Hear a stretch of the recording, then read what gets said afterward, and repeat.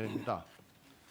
자, 어제부터 오늘까지 민주당 의원님께서 압수수색 영장의 남발이라고 단정을 짓고 말씀을 하세요. 이제 그 내용은 현재 이재명 대표와 관련된 사건에 있어서 이제 여러 가지 압수수색이 이어지다 보니까 정치적으로 이렇게 말씀을 계속 하시면서 이제 언론에게 그 입장을 설명하시는데, 자, 먼저 하나 물어보겠습니다. 검찰이 압수수색을 남발한다. 이 말이 납득이 되십니까? 예, 물론 뭐 최종 발부는 법원이 담당하게 되어 있습니다. 예, 법원에서 압수수색 영장을 발부하는 거죠. 예, 그렇습니다. 근데 만일 그 압수수색 영장의 남발이라고 한다면 이 말은 결국 법원 판사들이 검찰이 청구한 압수수색 영장에 대해서 제대로 심사도 하지 않고 압수수색 영장을 발부해주고 있다. 이렇게 이제 단정지어 버리는 겁니다. 자, 그러면 후보자께서 지금까지 각급 법원에서 압수수색 영장을 담당하는 영장 전담 판사들이 과연 그와 같이 형식적이고 무책임하게 압수수색 영장을 발부하고 있다고 생각을 하십니까? 예, 그렇지는 않습니다. 네. 그렇지는 지금 않습니다. 예, 맞죠. 예. 뭐 검찰에서도 지금 굉장히 수사가 어려워졌다는 것 중에 한 이유가 법원에서 압수수색 영장에 대해서 지나치게 엄격하게 압수수색 영장을 보고 있다라는 불만이 많이 있다. 이 내용은 아시고 계십니까? 예, 제가 이제 드리고 싶은 말씀은 법원 영장 담당 판사로서도 경우에 따라서는 그 영장 청구서만 봐서는 판단하기 어려운 경우에 누구를 불러서 한번 확인만 해보면 좋을 텐데 그런 게 늘 이제 아쉬움으로 남았다는 게 이제 판사들이 공통된 생각입니다. 네, 그 부분은 법원의 권한이 거기까지 갈 수 있느냐는 부분과 굉장히 문제가 많이 있습니다. 그래서 수사에 관여하는 행위이기 때문에. 예, 그래서 어제도 네. 그 규칙으로 되는지 법률 사항인지 입법화해야 되는지 말씀을 제가 말씀을 나누셨습니다. 드렸습니다.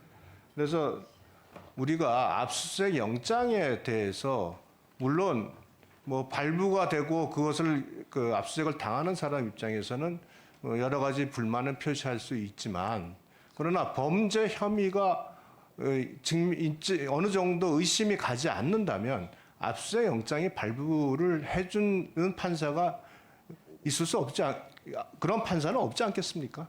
예, 저는 그렇게 생각을 합니다. 만약 범죄 혐의가 본인이 판단하기엔 충분히 의심이 가지 않는데도 압수수색 영장을 발부하는 판사가 있다면 이것이야말로 전형적인 직무유기 아니겠습니까? 이제 어제도 말씀드렸다시피 검찰청 자체에서도 제가 언론을 통해서 들은 바로는 하여튼 수사를 잘 기획을 해서 그걸 연구를 검토해서 가능하면 단기간에 하라고 지금 이제 자체적으로 당연한 말씀이십니다. 그리고 그런 점에서 이제 저희가 압수수색 영장도 마찬가지로 살펴봐야 된다. 그런 법원이나 검찰이나 그것이 사건의 그 압수수색이라는 강제 처분을 함에 있어서 가능하면 그 일회의 기회에 모든 증거를 확보하면 좋고 그걸 통해서 수사가 신속하게 이루어지면 당연히 좋은 거죠. 그러나 현실에서 본인들 스스로도 많은 압수수색을 할 때는 그것이 불가피한 측면이 있지 않겠습니까? 예. 네. 그런 차원에서 말씀을 드렸고요. 지금 혹시 후보자님 아시는지 모르겠습니다만 지난 국정감사 내내 제가 법원 노조의 불법성에 대한 문제점을 지속적으로 지적을 했습니다. 그 내용 아시고 계시고 예, 설명을 드렸습니다. 예, 보고도 받으셨겠죠. 예. 2020년 6월부터 2023년 8월까지 전공로 법원본부 주요 간부급 인사들이 실질적인 전임을 했습니다. 이 말씀은 전임으로 지정되지 않은 상태에서 급여를 받고 공무원으로서 직무를 수행하지 않은 이런 불법이 법원 내에서 자행이 됐습니다. 이렇게 장기간 자행이 됐는데 그것이 뒤늦게 어떤 제보를 통해서 저희 의원들이 공론화시켰고 문제를 확인을 했습니다.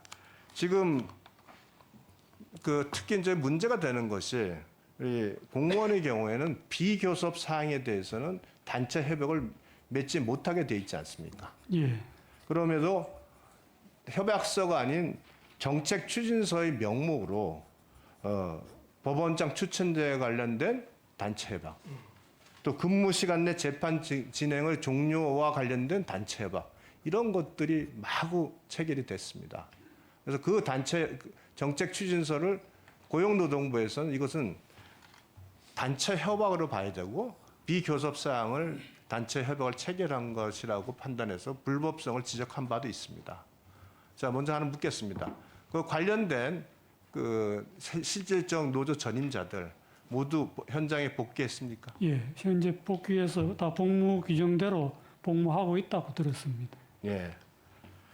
그렇다면 지금 법원에서는 판단해야 될 게 그와 같은 불법이 4년간 자행이 됐는데 그분들이 전임을 하면서 공무는 단임하지 않았고 그렇다면 거기에서 지급된 그 월급은 이건 불법적인 월급 아닙니까?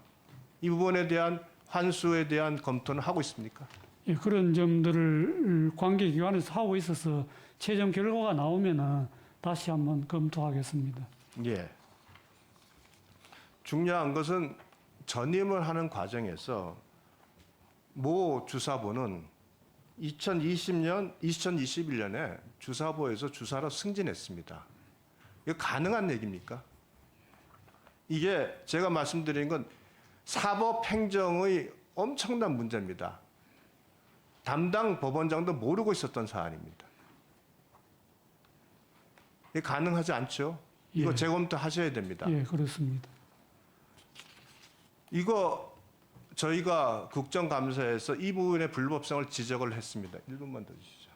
지적을 했습니다. 그랬더니 바로 이어서 노조에서 이것을 마치 터무니없는 주장과 탄압이라면서 노조 탄압이라는 성명서까지 발표하고 굉장히 저항이 심했습니다. 이 적절하다고 보십니까? 예, 법을 어겨서는 안 된다고 생각하고 있습니다. 이 법원에서 노조와의 관계에서 제가 보는 일방적인 양보만을 하다 보니까 이렇게 말이 안 되는 구조적 불법이 법원 내에서 자행이 된 겁니다. 이 부분에 대해서는 앞으로 후보자께서 대법원장이 되신다면 법과 원칙에 따른 사법행정을 펴셔야 된다는 당부를 드립니다. 예, 잘 알겠습니다. 마지막으로 지금 굉장히 심각한 사안이 하나 더 있어서 말씀드립니다. 법원 내 위법사항을 알린 제보자에 대해서 노조 내부망에서 게시글을 저격하는 협박의 도가 넘고 있다고 지금 저희들한테 계속 그 구조의 요청이 있습니다. 이 부분에 대해서 사실상 공익신고입니다. 적어도 직무와 신변에 있어서 어떤 불이익이 없도록 조치를 해주시기를 당부를 드립니다. 예, 예, 제가 취임하게 된다면은 반드시 살펴보겠습니다.